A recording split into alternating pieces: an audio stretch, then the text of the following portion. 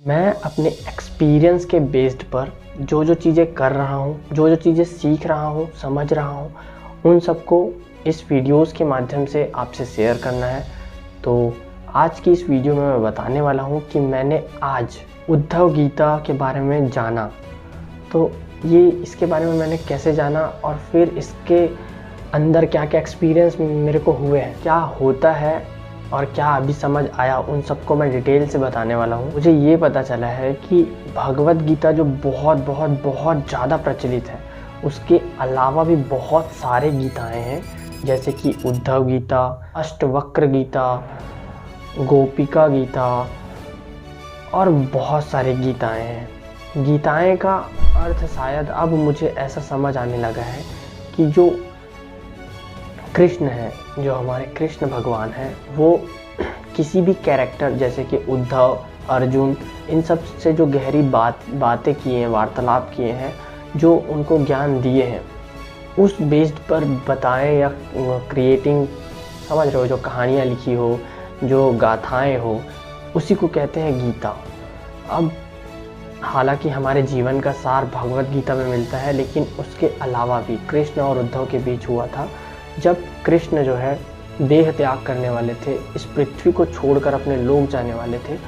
उस टाइम पे उद्धव, जो कि उसके खास मित्र थे, उनके कुछ सवाल थे, कुछ ऐसे प्रश्न थे जो उनको बहुत विचलित कर रहे थे। इन सवालों के जवाब, जो कि हमारे इस कलयुग में रहने वाले सभी के हो सकते हैं, इन सवालों के जवाब इनके माध्यम से कृष्ण ने उद्धव जी को दिया और उसको हम सबको फॉलो करना चाहिए। इस कारण से मैंने इसके बारे में पढ़ा, जाना, और अब मैं आपको 3-4 ऐसे पॉइंट्स बताने वाला हूँ जो इस बुक का सार है। तो नंबर 1 पर है, कृष्ण जी उद्धव को समझाते हैं कि अपने आप से जुड़े सभी लोगों को, जैसे कि आपके परिवार, आपके दोस्त या आपके ऐसे रिश्ते जिनसे आप जुड़े हो इमोशनली और या जैसे भी, उन सबको मुक्त करना सीखो।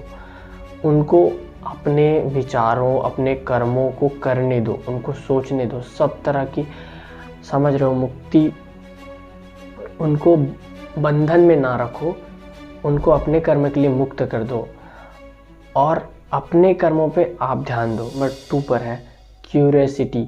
आपको चीज़ों को जानने की क्यूरियोसिटी होनी चाहिए।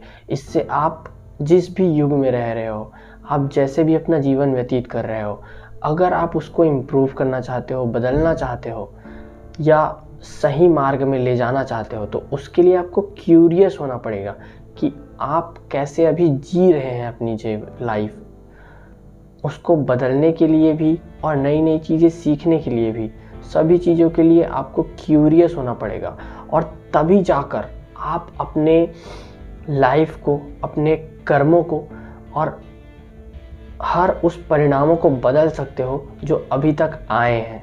नंबर 3 पर है अवेयर। तो कृष्ण जी ये समझाते हैं कि आपको अवेयर होना है कि आपके आसपास क्या हो रहा है। उनसे आप बहुत सारी चीज़ें सीख सकते हो, पर अवेयरनेस का मतलब सिर्फ सीखने के लिए नहीं है। अवेयरनेस इसलिए है ताकि आप हर परिस्थिति को अच्छे से हैंडल कर पाओ और उसमें अपना कर्मयोग दे पाओ। उसके लिए आपको अवेयर होना पड़ेगा कि आपके आसपास जो सारी चीज़ें हो रही है, कैसे हो रही है, क्यों हो रही है, क्या आपको उस पर अपना हस्तक्षेप करना चाहिए, नहीं करना चाहिए। ये सारी चीज़ें आप तब अच्छे से कर पाएंगे जब आप अवेयर रहेंगे इस चीज़ को लेकर के। अपने मॉडर्न युग पर, इस जनरेशन पर अपने आप को समझो और अवेयरनेस को अच्छे से बिल्डअप करो और फिर अपने कर्मों पर ध्यान अच्छे से इम्प्लीमेंट करो इन सब चीज़ों को। और मोह का त्याग करना, इसके बारे में स्पेसिफिक बताया गया है कि देखो, आपको ना ये पूरा जो संसार है, ये पूरा का पूरा मोह है। यहाँ आपको किस तरीके से जीना है, समझना है, इन सब के ऊपर डिटेल से बताया गया है। तो अगर मोटा मोटी तौर पे मैं बताने की कोशिश करूँ तो प्रभु ये कहते हैं कि कर्म करो, लेकिन ना आपको कर्म से मोह रखना है, ना आपको उससे मिलने वाले फल से मोह रखना है, और ना ही कर्म को लेकर के सोचने पर भी मोह रखना है। अर्थात मतलब आपको किसी भी चीज़ से मोह नहीं रखना है, आपको निष्फल कर्म करना है। निष्फल कर्म का कहने का अर्थ मेरा ये है कि कर्म करो पर उस फल के लिए ज़्यादा एक्सपेक्टेशन ना रखो, और उस कर्म को जितना हो सके उन लोगों के लिए करो, ऐसे लोगों के लिए करो जिनसे आपका परिवार हो गया, आपके दोस्त हो गया, उनका फ़ायदा हो, सभी लोगों का फ़ायदा हो। अपने लिए तो करो ही, क्योंकि वो बहुत ज़रूरी है। जब तक आप अपने आप को नहीं समझेंगे तो दुनिया को क्या ही समझ जाएंगे। तो सबसे पहला तो अपने आप को समझना है, और कर्म इन सब चीज़ के बारे में सीखो, जानो। उद्धव गीता बुक अगर आप पढ़ सकते हो तो पढ़ो, अगर आप नहीं पढ़ सकते हो तो कोई बात नहीं है, आप इसकी समरीज देख सकते हो, और ChatGPT पे और ऐसे बहुत सारे टूल्स हैं जिस पर इन सब टॉपिक्स के आपको नोट्स मिल जाएंगे, समरीज मिल जाएंगे, आप जो मांगोगे वो मिल जाएगा। इन सबको नोट डाउन्स करो और अप्लाई करो अपने लाइफ्स में। मेरा एक्सपीरियंस ये रहा इस गीता को पढ़ने, समझने या कंटेंट कंज्यूम करने के साथ साथ, कि हमें बहुत सारी चीज़ों को लेकर अवेयर होना है, अपने कर्मों पर ध्यान देना है, अपने से जुड़े लोगों को मुक्त करना है। अर्थात सबसे पहला बात, एक इम्पॉर्टेंट बात ये बताना चाहूँगा कि आपको ना अपने जीवन के लिए, यानी कि अगर आप उस एज में हो जहाँ आपके हाथ पैर सही सब चीज़ सही सलामत है, आप बहुत कुछ कर सकते हो, तो सबसे पहला रिस्पॉन्सिबिलिटी ये लो कि जो अपना जीवन आप जी रहे हो उसका कष्ट आप किसी को मत दो।